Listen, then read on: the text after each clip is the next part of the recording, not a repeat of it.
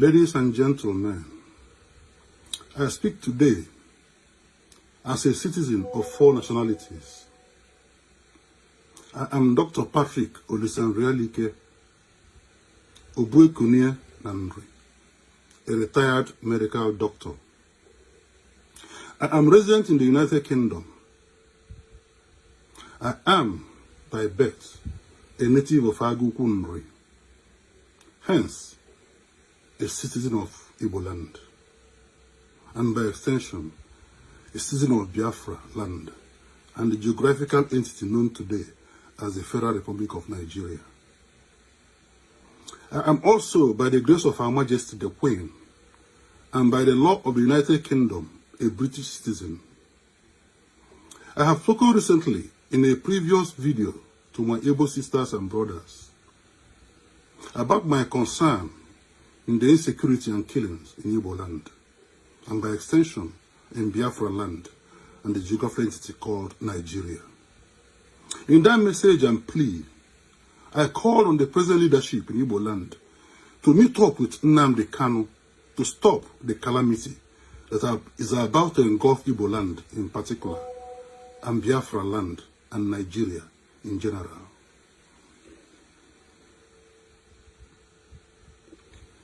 As at today, the wanton killings and destruction of property has continued.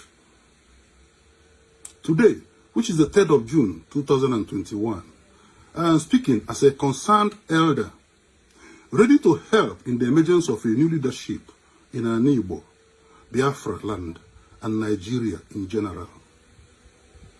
Before going further, I wish to extend my sincere condolences to all families in Nigeria and Igbo land, and Biafra land in particular, for the loss of their loved ones who died since the British peacefully gave us independence in 1960. This was due to the mismanagement of that federation by the successive leaders, which has continued unfortunately till today. May their souls continue to rest in peace. To my fellow Ndibo, as I earlier said, I speak to you today as an elder. As I said before in my previous video, it is an abomination for an elder to be present while a pregnant goat delivers on a leech.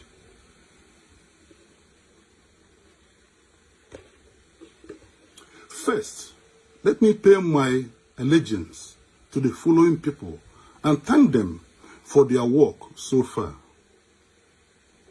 Chief Nnamdi Kanu, the authentic leader of the people of Biafra land. Professor Anthony Ejiofor Ghana, the President General of World Igbo Congress, who is currently coordinating our political and diplomatic affairs. I urge all Ndibo to give them their support, as freedom and happiness in a secure environment is in sight with this change that is happening now. I also call on the people of Udua land to look unto Chief Ayo Adebanjo, the only elder statesman from that Udua land, among a very few, who has stood and continues to say and insist that the truth must prevail. I have been watching him. Up to today, he is embittered that we don't want to tell the truth and tackle the fundamental problem, causing problem in Nigeria. To my fellow Ndibo and Biafra land and the rest of Nigeria and the whole world, as an elder, I make the following statements. The extrajudicial and terrorist killings, humiliations, and other atrocities committed in Igbo land is completely unacceptable to Ndibo. And as it continues to go on today, we can no longer accept it.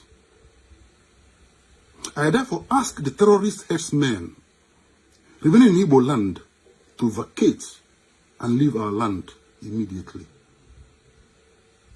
I also urge the commanders of the armed forces of Nigeria to withdraw their forces who are involved in extrajudicial killings and terrorizing of our people. We do not want war in Igbo land, but we are not afraid of one, as we cannot sit idle and be killed by a bunch of terrorists and undisciplined armed forces.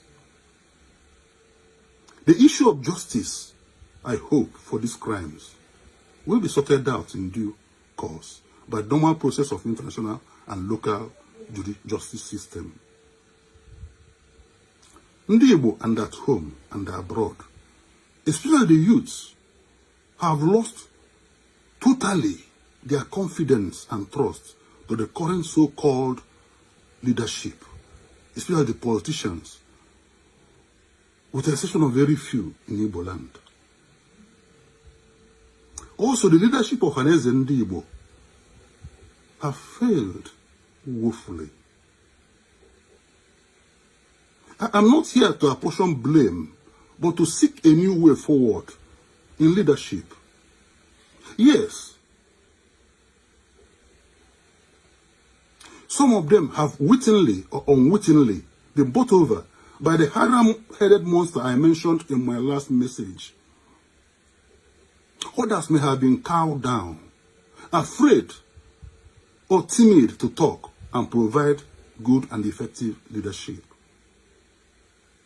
Yes, this speech may come to most of you as a surprise, but I have decided to act the script in my previous message and reassure Ndi Igbo that we still have elders and leaders with conscience who are willing to lead and provide appropriate and bold leadership at this time.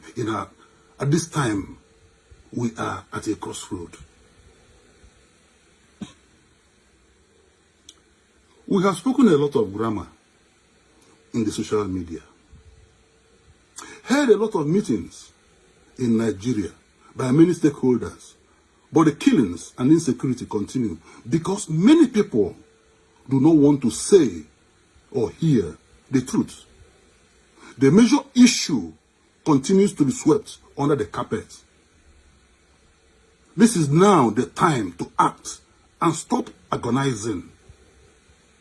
I hope in this very immediate future, a new leadership will emerge, especially to replace the ineffective Ohaneze Ndi Igbo, and across the entire Biafra land, and hopefully the rest of Nigeria.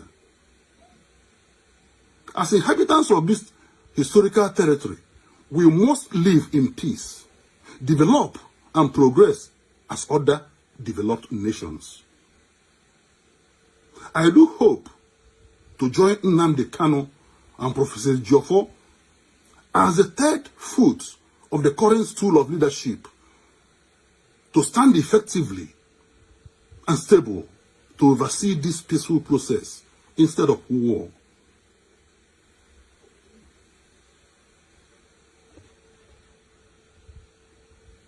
I want to make it clear here that in the formation of a new leadership of Haneze Ndi Igbo, no external power or authority shall be allowed to influence the emergence of that leadership, as was the case in the past. As an elder, I wish to confirm some obvious truths. IPOB is not and will never be a terrorist organization. In the first instance, the so-called government that proscribed it is an illegitimate government. I shall come back to this point later. In fact, that so-called government is a sponsor of terrorism. The Eastern Security Network, ESN, is the only authentic security organization present in Igbo land and recognized by Ndi Igbo today, who are amazingly comfortable with their defensive role. From my own assessment, it was formed to protect and defend Ndi Igbo against the insecurity that was imported into Igbo land by these unscrupulous leaders.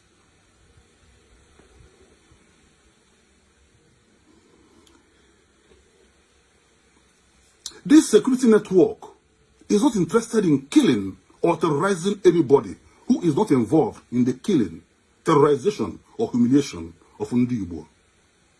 To my fellow citizens of Biafra land, I wish to urge you to accept fully and support Nnamdi Kanu to help us usher in a new dispensation of governance across Biafra land and the rest of the territory called Nigeria. I can today assure you that this new dispensation shall be based on hope, not fear, true democracy, rule of law, and meritocracy.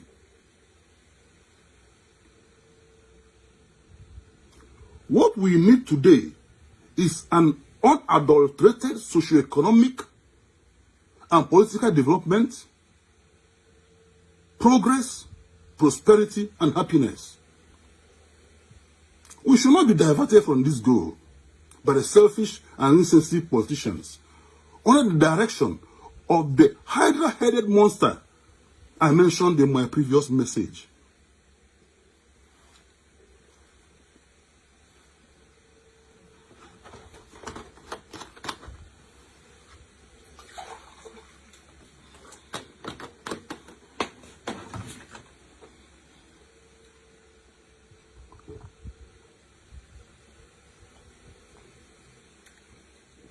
Excuse me. For my Nigerian compatriots, the Yoruba, the Hausa, and other nationalities, this is the real truth we must face to solve our problem.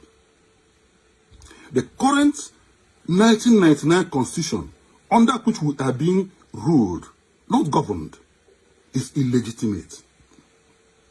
It was founded on a lie and imposed on us by the military.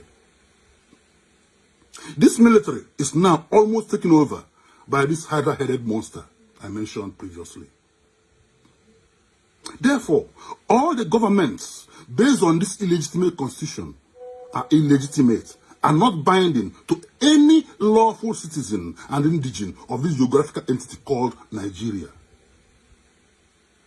Therefore, we do not need any permission from any authority to arrange and meet to dialogue with no attached conditions as to answer two basic and fundamental questions in the formation of a nation of any type of configuration. Should all the nationalities in this geographical entity called Nigeria live as one nation? That is the first question. If the answer is yes, we can then start the second discussion. And that is, what form of fundamental document shall guide the structure and functions of this particular union? What will be the configuration of this union? We must agree to either live together in peace as a nation, or multiple nations tied together in a very weak center because of the accident of our history.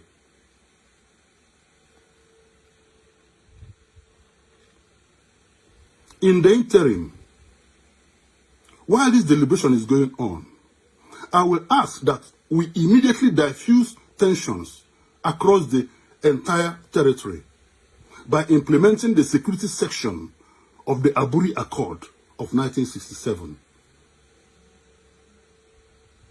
This calls for the establishment of independent regional commands of all the armed forces, including the police, made up of all indigenous personnel of such forces, and under the command of the new regional leadership that will emerge from the people, which is already obvious in the case of Biafra land or the Eastern region.